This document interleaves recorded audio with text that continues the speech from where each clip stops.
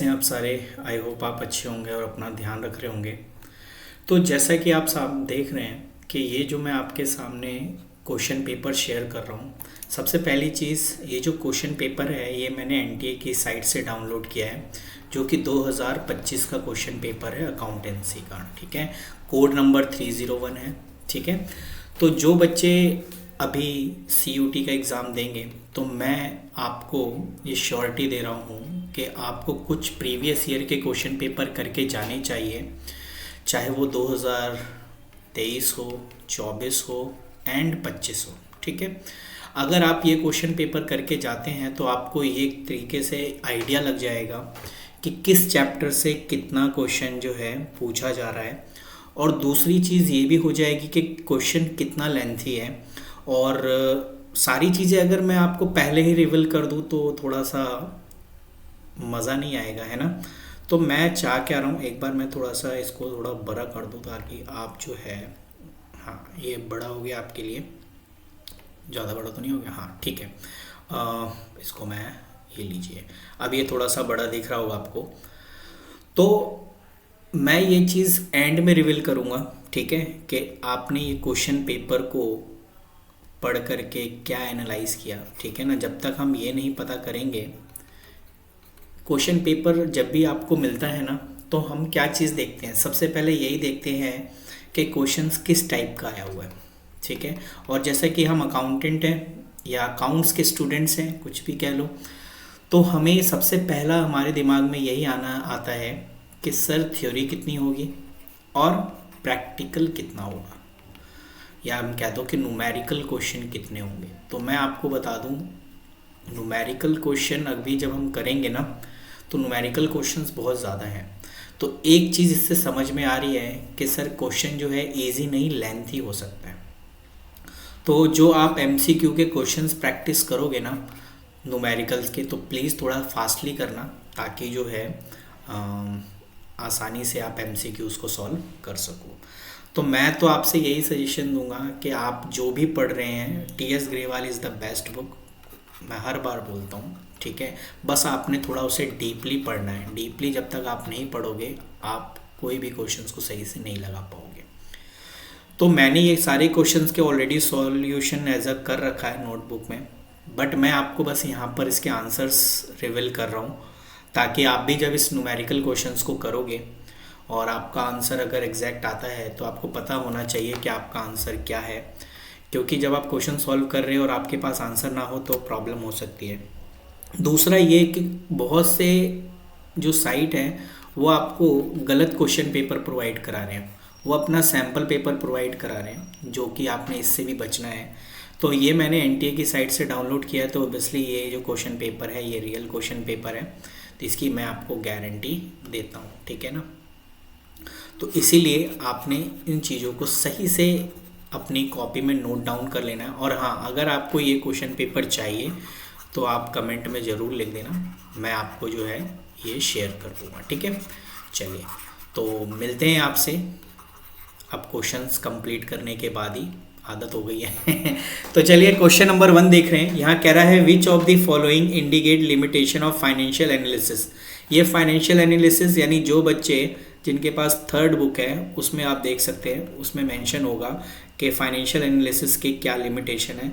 Exact अगर मैं बात करूँ, इसका जो आंसर जो है ये, they do not consider price level change. बिल्कुल, ये जो है प्राइस लेवल के चेंज को नहीं दिखाता। ठीक है ना, ये इसकी लिमिटेशन है, आप एक बार जाके ज़रूर पढ़ लेना। अदरवाइज बाकी ये जो है ये लिमिटेशंस नहीं है, लिमिटेशंस के नाम पे सिर्फ आंसर सेकंड है। ठीक है, चलिए तो अब आ जाते हैं नेक्स्ट क्वेश्चन पे। उसके बाद ये हिंदी आ जाता ना, हाँ ये हिंदी है, और हिंदी के बाद नेक्स्ट आपका क्वेश्चन है यस। कह रहा है GS Rai company limited purchase asset of the book value 98,000 from another firm and it was agree that purchase consideration is to be paid by issuing 11% debenture 100 each and assume that the discount is 20%। अच्छा, मुझे उसको पे book value कितनी है ये है, मैंने कहा ना ये परचेज कंसिडरेशन का क्वेश्चन है। अगर आपका आंसर इसका जो है 1225 आता है कैलकुलेट करने के बाद आप ज़रूर कैलकुलेशन करना, क्योंकि अगर मैं यहाँ कैलकुलेट करने बैठूँगा तो वीडियो बहुत लंबी हो जाएगी। प्लीज़ आप इसको कैलकुलेट करना और इसका जो आंसर है वो 1225 है। ठीक है, चलिए नेक्स्ट क्वेश्चन देखते हैं हम।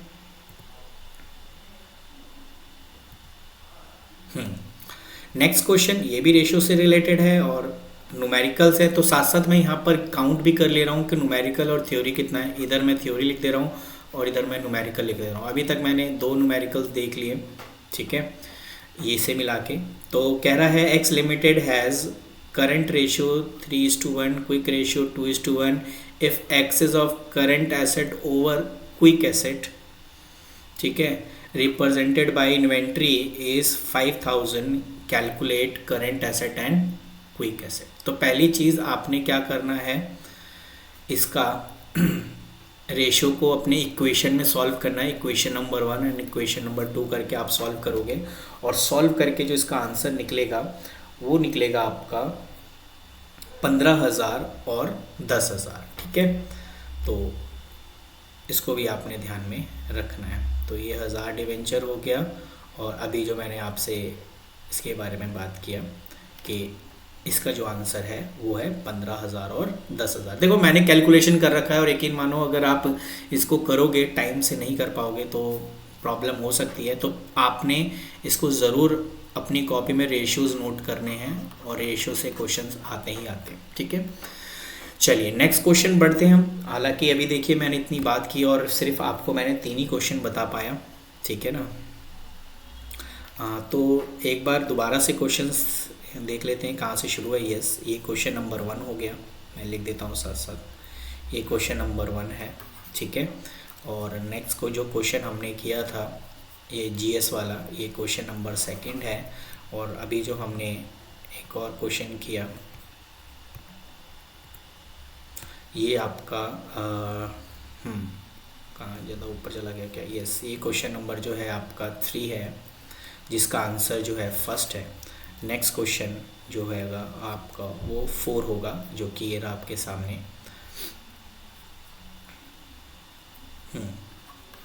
क्वेश्चन 4 कहता है A B C are a partner in a firm, if D admitted new partner तो what will be it affected. लो जी, क्या अफेक्ट होगा। तो कहने का मतलब ये है old firm and old partnership is dissolve, ठीक है ना। तो ओबियसली क्वेश्चन 4 का जो आंसर है वो आपका क्या है, 3rd है।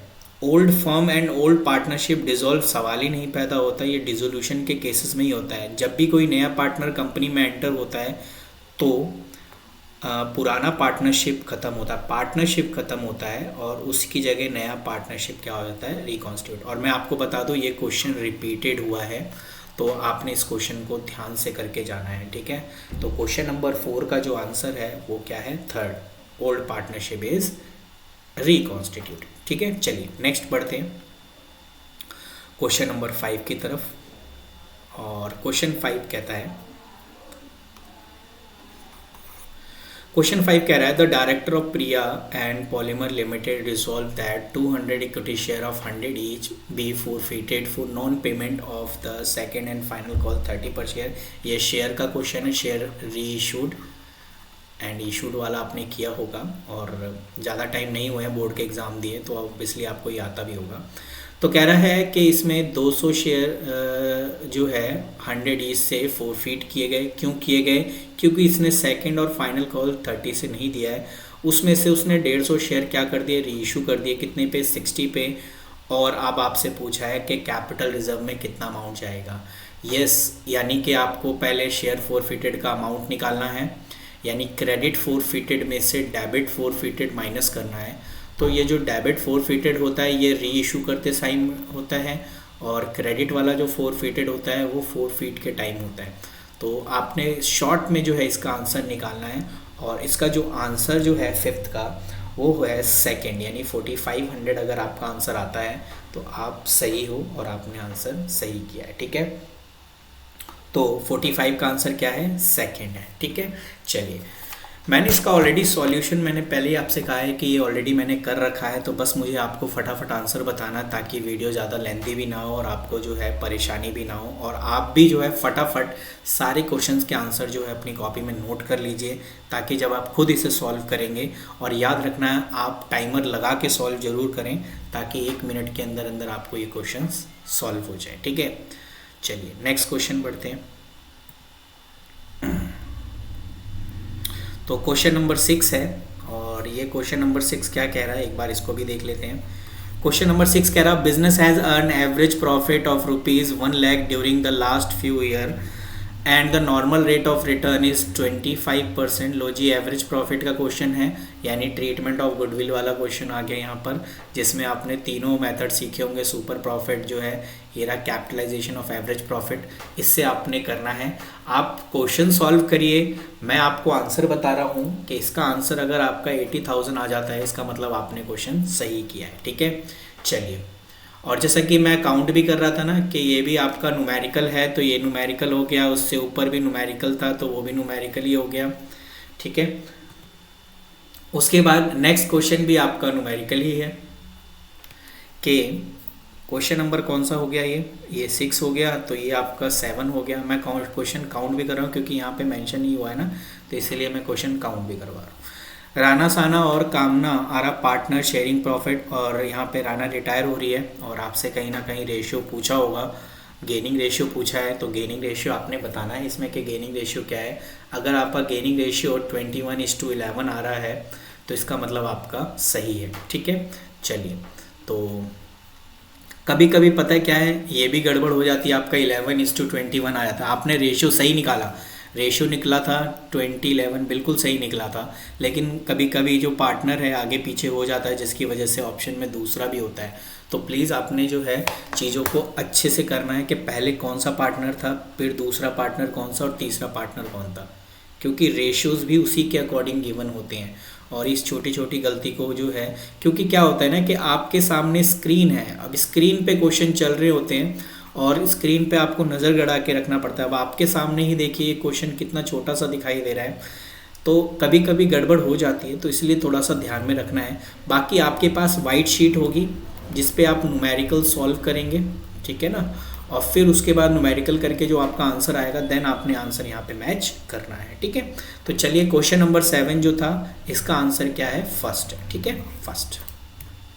चलिए नेक्स्ट क्वेश्चन। अब यहाँ एक क्वेश्चन है जिसकी जनरल एंट्री हमें करनी है, तो एक बार जनरल एंट्री करके देखते हैं क्या लिखा हुआ है। बता रहा है कि the following general entry appear in the book of this, bank account debit, loss on issue of debenture लिखा है, 12% debenture and premium on redemption of debenture है। ठीक है, ये आपका कंडीशन वाला है, इशू जो है किस पे हुआ है, अगर देखा जाए हाँ इशू पार पे हुआ है, और रिडम्पशन जो है आपका वो प्रीमियम पे, ये वाला केस। अब इसमें कह रहा है in this case debenture has been issued 5% discount, तो व्हाट इज़ द प्रीमियम और रिडम्पशन ऑफ डिवेंचर। ओके, आपको पता है ये डिस्काउंट, और यानी ये लास्ट वाला केस तो नहीं, 5th केस है ये, 5th केस आप चेक करना जिसमें इशू जो हो रहा है वो डिस्काउंट पे हो रहा है, पार पे नहीं, क्योंकि हाँ ये डिस्काउंट पे इशू हुआ है और रिडम्पशन किस पे हुआ है, प्रीमियम पे हुआ है। तो ये जो 5th केस की जनरल एंट्री में ये पूछ रहा है कि बताइए रिडम्पशन प्रीमियम का कितना है। ठीक है, चलिए ये भी देख लेते हैं। तो आप अगर देखेंगे ये कितना है, 5 लाख है ना, और 5 लाख का 5% या 10% क्या आप गिनोगे इसमें, तो 12% डिवेंचर थे आपका कितना, 5 लाख, और इशू कितना हुआ है, loss on issue of debenture, इसमें 2 अमाउंट गिवन है। ठीक है, तो आपसे कौन सा वाला पूछा है, इसमें डिस्काउंट कितना परसेंट है, 5%, तो प्रीमियम और रिडम्पशन कितना होगा। तो प्रीमियम और रिडम्पशन का जो इसका आंसर है, जो पहले तो ये क्वेश्चन मैं डिस्कस कर लूँ, ये कौन सा क्वेश्चन है, क्योंकि मैंने क्वेश्चन लिखा नहीं है, 6, 7, हाँ ये क्वेश्चन नंबर जो है 8 है। ठीक है, तो क्वेश्चन नंबर 8 के रिगार्डिंग जो आपका आंसर है वो क्या है आपका 10%। जैसे कि मैं आपको बता दूं, ये जो प्रीमियम और रिडम्पशन ऑफ डिवेंचर होता है ये हमेशा फेस वैल्यू पे ही निकाला जाता है, और फेस वैल्यू कितना है, 5 लाख। ठीक है, तो 5 लाख है, 5 लाख का आप 10% गिनो ना, 50,000 ही होता है ना। और कुछ बच्चे तो इतने समझदार होते हैं, वो क्या करते हैं डायरेक्ट निकालने बैठ जाते हैं। नहीं निकालना है भाई, आप ये देखो ना 5 लाख का कितना परसेंट यहाँ पर है, 10% ही लग रहा है, तो आंसर क्या होगा 10%, ठीक है ना। तो एक बार मैं भी चेक कर लूँ, यस क्वेश्चन 4 है, इसका 10% है, तो इसका मतलब ये इसका आंसर क्या है 4 यानी 10%। अब आ जाते हैं क्वेश्चन नंबर 9 पे। मैं साथ साथ नंबर भी डालना पड़ रहा है, क्या करें इसमें क्वेश्चन नंबर नहीं मेंशन है। तो क्वेश्चन नंबर जो है वो 9 आ गया ये। तो क्वेश्चन नंबर 9 जो है इसमें बता रहा है stock at the time of dissolution was appear in the book 50,000, half of the stock sold कितने पे हुआ है 20%। मिटा दिया मैंने इसे, चलो पहले हटा देते हैं। लो, तो ये डिस्काउंट कितने पे हुआ है 20%, and the remaining was taken over by one of the partner at a 10% discount, and what amount was receive in the cash at the time of realisation account. कहने का मतलब है स्टॉक है, अगर आपने डिसोल्यूशन का क्वेश्चन था तो आपने देखा वो एक स्टॉक है जो कि 50,000 का है, उसका हाफ जो है वो 20% के डिस्काउंट पे जो है बिका है, सोल्ड हुआ है, और रिमेनिंग जो स्टॉक है वो कौन लेके गया है, पार्टनर लेके गया 10%। तो वो ये कह रहा है कि what amount was receive in cash at the time of realisation. तो भाई जो पार्टनर लेके गया वो तो पैसा देने से रहा, तो हम इसी का चेक कर लेते हैं। तो 50,000 का हाफ कितना होता है, आप कहोगे सर 25,000, 25,000 का 20% कितना होता है 5,000। तो कहने का मतलब अगर इसका आंसर 20 मेरे को निकल कर आ रहा है तो इसका मतलब ये आंसर ठीक है। मैं एक बार चेक कर लेता हूँ अपनी बुक में, यस। तो ये कह रहा है cash receive at the time of realisation account, ठीक है। तो इसका आंसर क्या है आपका 20,000 ये हो गया, और plus what half of the stock at discount of 20% at the remaining was taken over by one of the partner 10% discount, ठीक है। What amount will receive in cash at the time of realisation of stock. Okay, realisation stock पे कितना amount receive होगा। तो भाई 20,000 तो इससे receive हुए, बाकी जो है आपका 25,000 का पार्टनर जो है लेके गया था वो भी पैसा पे करेगा बाद में, 10% का डिस्काउंट जो कि 2,500 है माइनस किया तो ये आ गया 22,500। इसका मतलब है ये आपको या आपके रियलाइजेशन में कितना अमाउंट जो है कैश के रूप में आएगा 42,500, ठीक है, इतना मिलेगा। तो ये कौन से ऑप्शंस में है, ये राजी।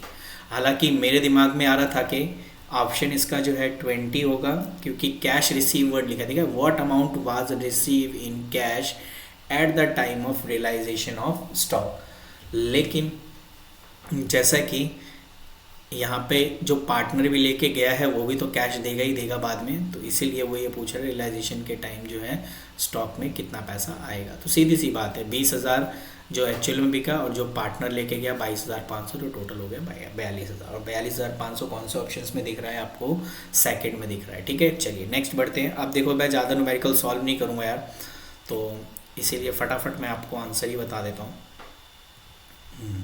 तो नेक्स्ट है आपका 10 क्वेश्चन, हेमंत वाला है, कहाँ है भाई हेमंत, हाँ ये रहा, ये क्वेश्चन नंबर 10 है, लो जी 10 है, ठीक है।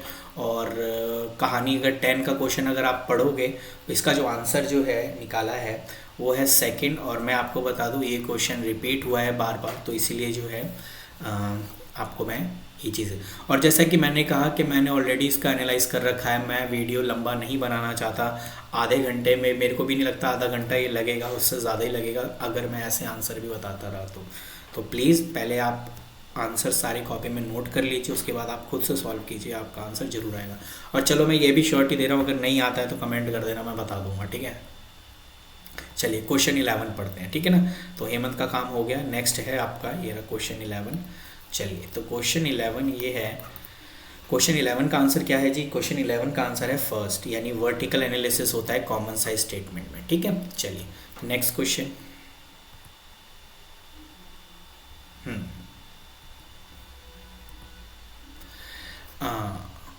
कोडिफिकेशन की नीड क्यों होती है जी, कोडिफिकेशन क्वेश्चन नंबर 12 है। कोडिफिकेशन की नीड होती है हमें easy to process the data and keeping proper recording, ठीक है ना। तो कोडिफिकेशन का मतलब यहाँ पर फोर्थ है easy to process data and this. तो क्वेश्चन 12 का जो आंसर है वो है आपका 4। चलिए क्वेश्चन नेक्स्ट पढ़ते हैं। क्वेश्चन नंबर 13 है ये आपका, और क्वेश्चन नंबर 13 का जो आंसर है वो है फोर्थ, फाइनेंशियल स्टेटमेंट एनालिसिस। ठीक है, यानी इसका आंसर क्या है 4। नेक्स्ट बढ़ते हैं क्वेश्चन नंबर 14 पे। ये क्वेश्चन नंबर 14 और 14 का जो आंसर है वो है थर्ड, यानी कि आपका नेम बॉक्स। ठीक है, चलिए नेक्स्ट बढ़ते हैं।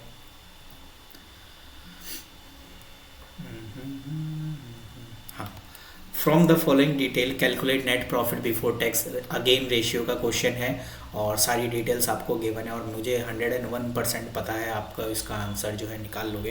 वैसे ये क्वेश्चन कौन सा था, 13 हो गया, 14 हो गया, ये आपका 15 था। तो नेक्स्ट जो है आपका 15 का जो आंसर जो है आपका वो है थर्ड, यानी कि 62,500। ठीक है, थर्ड आंसर। चलिए उसके बाद हम नेक्स्ट आगे बात करते हैं। 15 हो गया, उसके बाद आ जाता है 16। 15 हो गया और व्यापारी वाला कहाँ है भाई, हाँ ट्रेडर, ये 16 है। ठीक है ना, 16 का जो है आंसर आपका सेकंड है, तो 70,000 यानी सेकंड आंसर है इसका। इससे पहले 15 हुआ है ना, हाँ 15 हुआ है। अब ये आपका जो है व्यापारी वाला है, कहाँ गया भाई, हाँ 16 का 70,000 आंसर है, तो 16 ये आपका कंप्लीट। उसके बाद आ जाते हैं अगेन 17, तो ये क्वेश्चन आपका 17 का है। ठीक है, और 17 का जो आंसर अपना है वो भी सेकंड है। ठीक है, यानी सेकंड 6,25,000। तो अगर आपका ये आंसर आ जाता है तो बेसिकली उसके बाद आ जाते हैं नेक्स्ट। तो ये 18 है। ठीक है, क्वेश्चन नंबर क्या है ये 18। ये 18 क्वेश्चन तक हम आ गए हैं, देखा धीरे धीरे करके। तो 18 का जो आंसर है वो है 1,80,000 और 60,000। ठीक है, यानी इसका आंसर भी क्या है, सेकंड है। चलिए अब 19 क्वेश्चन पे पढ़ते हैं। 19 कहाँ मिलेगा भाई, हाँ ये रहा 19 क्वेश्चन। क्वेश्चन नंबर 19 का जो आंसर है, जब 19 आप करोगे तो रेशियोज़ के अकॉर्डिंग निकालना है आपने आंसर। ठीक है ना, कि 1 to 1 और ये। तो चलो इसका आप निकालो आंसर, और ये इजी क्वेश्चन है तो ओबियसली आप ये निकाल लोगे, क्योंकि मुझे इसकी कैलकुलेशन करनी पड़ेगी, तो आप इसका आंसर खुद बताएंगे। ठीक है ना, कुछ क्वेश्चंस मैं आप पे छोड़ रहा हूँ क्योंकि आप इसका निकाल सकते हो, ऐसे ही आप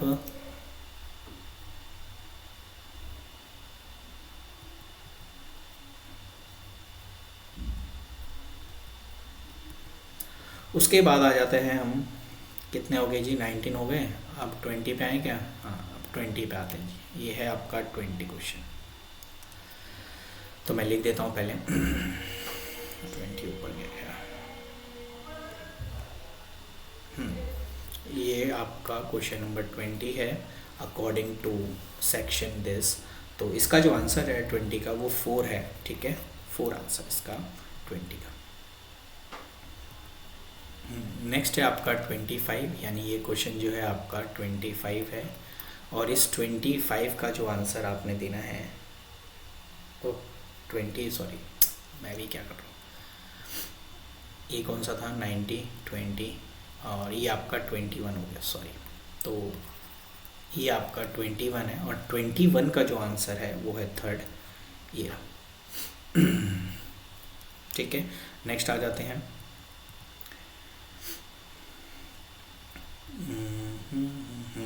ये आपका 22 हो गया क्वेश्चन, और 22 के रिगार्डिंग जो है आपका आंसर कह रहा है, if the company issue 1 lakh 9% debenture और 100 एच डिस्काउंट 5% रिडीमेबल एट 5%, तो कह रहा है then what amount debited loss on issue of debenture account. ठीक है भाई, अभी बता देते हैं, 2 मिनट में बताते हैं। देखो 5% इसका कितना हो जाएगी, 1 लाख का 5% कितना होता है जी, 5,000 होता है। ठीक है, 5% प्रीमियम पे रिडम्पशन हुआ है, 5,000 ये हो गया, टोटल मिला के कितना हो गया 10,000। अब ये बताओ कौन से ऑप्शन में, सेकंड में। मैंने इसीलिए कहा था आपसे कि जो है आपको इसको खुद निकाल लोगे, इतना भी हार्ड नहीं है। तो 22 का जो आंसर है वो क्या है, सेकंड। चलिए 23 पे आते हैं।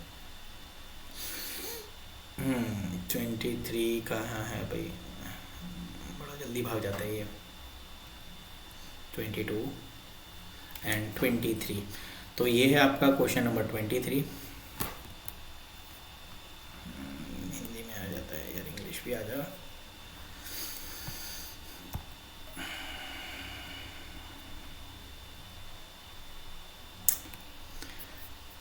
ट्वेंटी टू मैंने आपको बता दिया, 23 ये क्वेश्चन नंबर 23 है, ठीक है।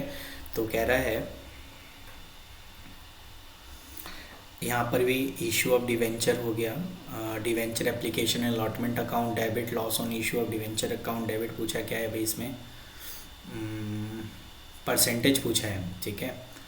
हाँ, तो on the basis of above the entries rate of discount at which 1 lakh and 9% of 100 each issue at redeemable premium this, तो what is the amount of, हाँ रेट कितना है प्रीमियम का, ठीक है जी। तो वैसे इसका आंसर जो है वो फोर्थ है, ठीक है, क्योंकि ये मैंने कौन सा क्वेश्चन लगाया 23 का जो आंसर है वो है आपका सेकंड 10%। ये शायद क्वेश्चन रिपीट है क्या, एक बार चेक करना। ये हमने अभी इससे पहले भी किया था। हाँ, 1 लाख का 5,000 हो गया और प्रीमियम पे 5% है, तो on the basis of this were issue if they are redeem in this, okay 10% आ गया। ये कौन सा क्वेश्चन था जी, 23 था। नेक्स्ट 24 पे बढ़ते हैं। और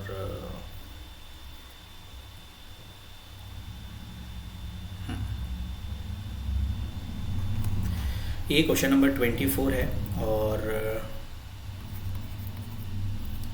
23 था ना यार, क्योंकि अगर क्वेश्चन में गड़बड़ 22 हो गया और 22, 23 एंड 24, ठीक है। क्वेश्चन नंबर 24 में बोल रहा है कि कौन सा फैक्टर है जो गुडविल को अफेक्ट नहीं करता। नॉट वर्ड है, आपने इसको ज़रूर ध्यान में रखना है, नोट। तो देखो, नेचर करता है, लोकेशन करता है, मार्केट सिचुएशन करती है, लेकिन क्या नहीं करता, मैनेजमेंट नहीं करता। अभी मैं इसको थोड़ा सा छोटा कर देता हूँ भाई साहब, वरना ये बहुत परेशान कर रहा है यार ये। तो इसका जो आंसर है वो है 4, ठीक है। अब आ जाते हैं नेक्स्ट 24 के बाद नेक्स्ट क्वेश्चन आ जाता है आपका 25। अब थोड़ा सा ठीक लग रहा है। और ये आपका क्वेश्चन 25 है और 25 का जो आंसर बार बार में ये आ रहा था वो है 4। इसका आंसर क्या है, 4। नेक्स्ट आपका 26।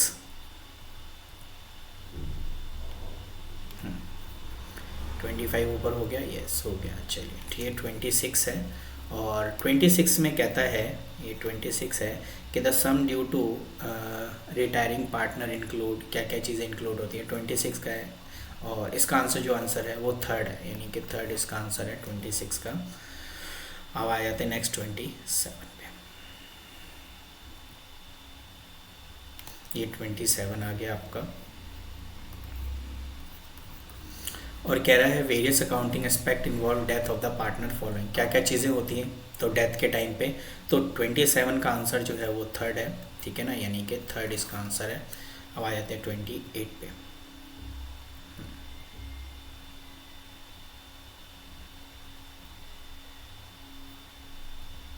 क्या करें, इसमें एक इंग्लिश है और एक हिंदी का क्वेश्चन है, उसके बाद ही आपको ढूंढना पड़ता है। तो ये आपका 27 हो गया था ना, 27 हो गया था लास्ट, इसलिए नेक्स्ट जो है आपका 28 है।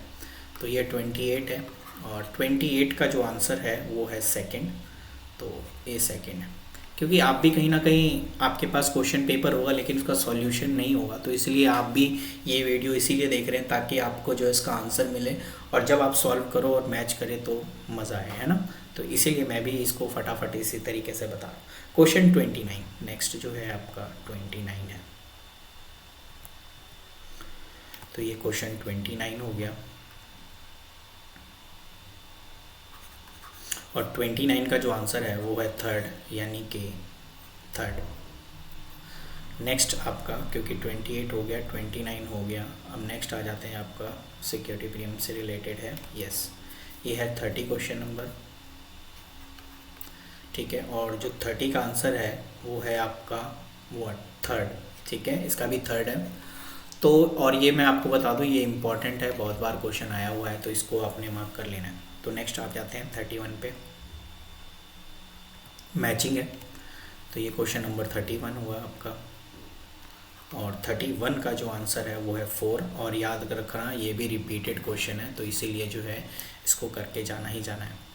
क्वेश्चन नंबर 32, क्वेश्चन नंबर 32, हाँ 32, क्वेश्चन नंबर 32 का जो आंसर है वो क्या है, फर्स्ट, ठीक है ना, फर्स्ट।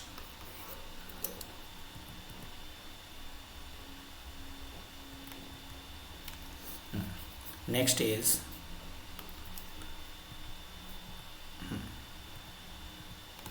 33, क्वेश्चन नंबर 33 जो है, अब 33 का जो आंसर है वो है फर्स्ट, यानी जब आप अभी मैच करेंगे बड़ा इजीली करेंगे, आ जाएगा आपका।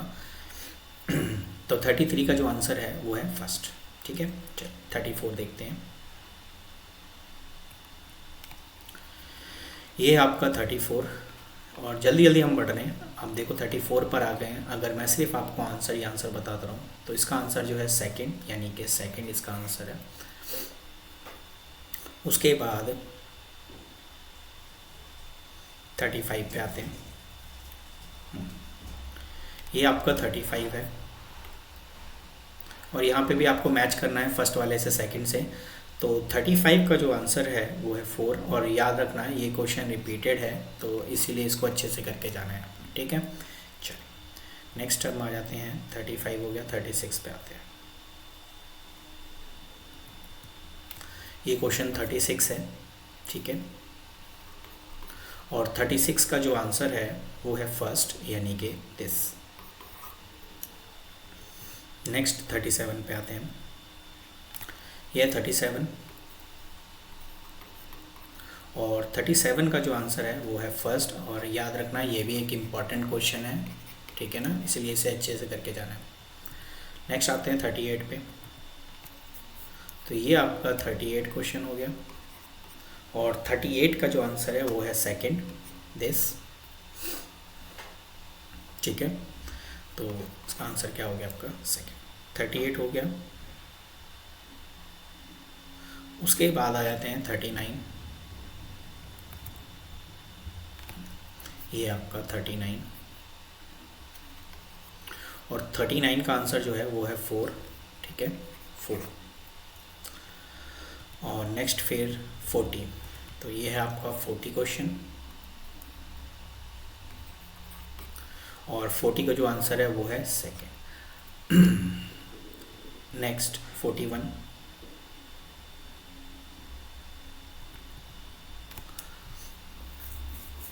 अब क्या है, आपको जो है क्वेश्चन जो है, आपको ये वाला जो क्वेश्चन है रीड द पैसेज से शुरू होता है। 2 क्वेश्चन, यानी लास्ट के जो 2 क्वेश्चन हैं वो रीड द पैसेज से ही है, ठीक है ना। आपको पैसेज को पूरा पढ़ना है। अब मैं इसको थोड़ा सा बड़ा कर देता हूँ, अब कोई दिक्कत वाली बात नहीं है।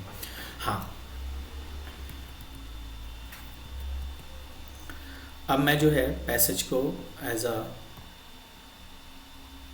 कोई ज़रूरत नहीं, चलो ठीक है।